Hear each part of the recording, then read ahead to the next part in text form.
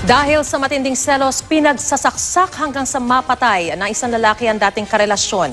Pati anak at pamangkin ng biktima, hinostage ng suspect. Nakatutok si Emil Sumangil. Wala ng buhay ang biktimang si Yolanda Manset habang inilalabas sa bahay na ito sa Rizal. Pinagsasaksak hanggang mapatay ang biktima ng kanyang dating karelasyong si Frederick Paule.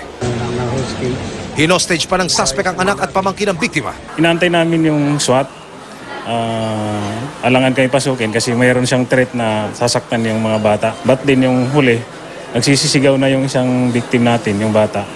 Kaya napilitan na kami. Yung anong available na resources namin sa station, pinilitan namin pasukin. Nabawi ng pulisya ang kutsilyo, na-neutralize ang salarin at nailigtas ang dalawang batang hinostage. Timing din na nagpabili siya ng pagkain para dun sa mga bata sana. So yun ang inaw namin, nalok namin na nandito na yung pagkain. Tapos para mabuksan niya yung pinto. Okay. Pero ayaw na talagang buksan kasi nga hinarangan niya. Tinawag namin siya na nandito na yung pagkain.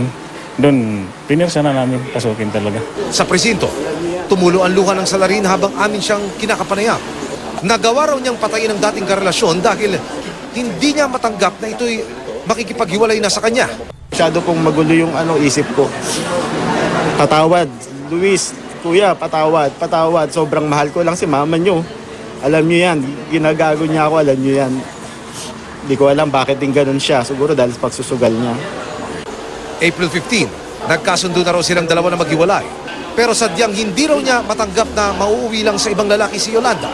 Pinagsisisihan ko talaga. Siguro na nawala lang ako sa sarili ko dahil nasa isip ko yung ginagawa sa akin nung kinakasama ko na ang gusto niya, umalis ako ngayong araw na to at papapuntahin niya yung lalaki niya para ipakilala sa mga bata na hindi ko po kayang tanggapin. Pugso nga ng damdamin.